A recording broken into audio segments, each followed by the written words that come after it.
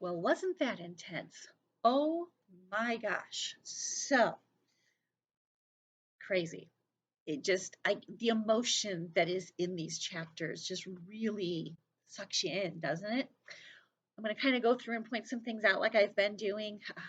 This is the one thing that I don't like is the fact that we're not reading together and we can't really discuss as we go along. I miss that. Anyway, in chapter 15, there was some more foreshadowing again because they noticed. Did you notice that little kids are from all over the neighborhood are bringing Jeffrey their sneaker knots to untangle? Oh, lovely. I just noticed I have a hair sticking straight up on the top of my head. That's attractive. Okay. Anyway, continuing. Um, so yeah, there's this foreshadowing, and so sneaker knots, knots being untied have been mentioned again. Just keep holding on to that little nugget. Um, let's see. I bet you were a little shocked and surprised that Mrs. Beale smacked Jeffrey. Maybe some of you weren't. I know from my own personal experience when I was a kid, if I was talking in a way that was rude and disrespectful to my mother, I would have been smacked. Shouldn't say would have, was. It happens. I know, right? Anyway, and some of you may be in a household where if you are rude and disrespectful, that's what happens. This isn't being abusive. This is her disciplining her child, which is interesting because if Jeffrey was just viewed as being a guest in the house, she would not have reacted that way. Um, the fact that she treated him just like her own child, that's a big, big deal. Um, and then the fact that she turned around immediately and apologized because she was like, oh my gosh, this isn't my kid. But he wraps his arms around her and just is like, oh my gosh, I love you, I love you, I love you. Because in that moment, he realizes that she's treating him like her own child. It's amazing. Um, anyway, Amanda and he have been kind of debating and arguing over this encyclopedia. And they talked about how the supermarket offer had expired and they had no other volumes. I'm thinking you guys still know what encyclopedias are, right? That was like the Google before we had Google. And a set of encyclopedias was this huge set of books. They were at least 26 books, if not more, one for each letter of the alphabet. Some letters had more than one letter, more than one book to them because they would get too thick. And it would be an alphabetical listing of everything under the sun that you can think of that begins with that letter: people, places, things, events, actions. It doesn't matter. It was all in the encyclopedia and you could look up information about it. They were very, very expensive. They were sent out. They published a new one every year with new information in it, but most people couldn't afford to buy a new one every year. Libraries didn't even always buy a new set every year. They might wait and buy every other year or every 3 or 4 years because they were so expensive. But anyway, in this time period, actually, I can remember this happening even through my college days. Supermarkets would have these giveaways to get people to come into the store. And you would get like this card or a booklet. And for every however many dollars you spent in the grocery store, you would get a punch on the card or a stamp or a sticker to put in the book or whatever. And if you got a certain number of whatever those tokens were, stamps, punches, stickers, whatever, you could use them to purchase, in this case, one book out of the encyclopedia set. Or I can remember having dishes sets that way at the grocery store, or pots and pans. When I was going to college, I got my towels for college that way.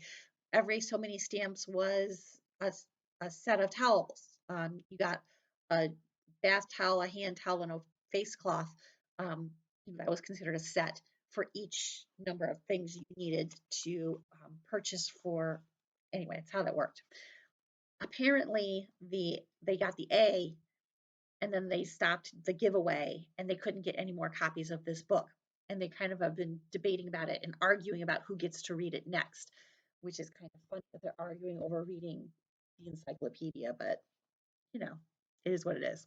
So, um, Maniac loved almost everything about his new life, but everything did not love him back. What didn't love him back? People like Mars Bar. He starts doing all of these things, charging from behind to tackle him even when he didn't have the ball, veering for a nearby puddle to splash water on him, sticking his foot out to trip him. All of these things. Um, Jeffrey knew that these things were happening, but he couldn't see what they meant. He kept thinking that they were accidents or that they were, just, oh, it's part of the game or whatever. He didn't mean anything by it. Um, he doesn't understand that big kids don't like little kids showing them up. And um, black kids really don't like white kids showing them up. They don't like kids who make them all look bad by helping out around the house. They don't like kids who, do all kinds of things. And they really don't like kids of other colors. He didn't understand that he was hated because he doesn't hate people. So he doesn't get that. Um, and then all of a sudden he could when they went to the block party in chapter 17. And you could just picture this all these people on the street with the water gushing and everyone laughing and having a good time. Um, that symbolism of a brown finger coming at him came back because he said when Maniac turned only because he was curious, wondering what everyone was staring at, but that when he saw the brown finger pointed at him, not a speck of icing on it, he knew it was for him. And he knew the name coming out of the mouth attached to that finger was for him. When Mrs. Beale offers her brown finger with white icing on it to him, it's love. This brown finger pointed at him is hate. It's symbolism. It's pretty cool. Anyway, um, and Jeffrey keeps trying to explain to this old man, listen, I am home. This is where I live. This is my address. This is my home. He won't buy it. We can kind of understand, having spent time with the Little Rock Nine and knowing how the African American community was treated during this time period, it makes sense that this old man, who is probably not too far removed from a relative who was a slave, it could have been his grandparents or his great grandparents who were slaves when they were children, is close to home. He is still angry, especially, I mean, he's like, you people don't want us to be over on your side of town. Why do you get to come over here? If I were to invade your party on your side of town, it would be all ugly. I could get lynched. Horrible things would happen. Why is it okay for you to be here on this side of town with us? Go back to your own people. You want us to be segregated, stay segregated. You can't have it both ways. The old man doesn't understand that Jeffrey's not part of that problem. And Jeffrey has no understanding of that issue at all. So he's very confused. Um, the old man says, what happens when we go over there? Black is black, white is white. He needs to be over there with his own kind. And Jeffrey, it doesn't sit well with him. Not at all.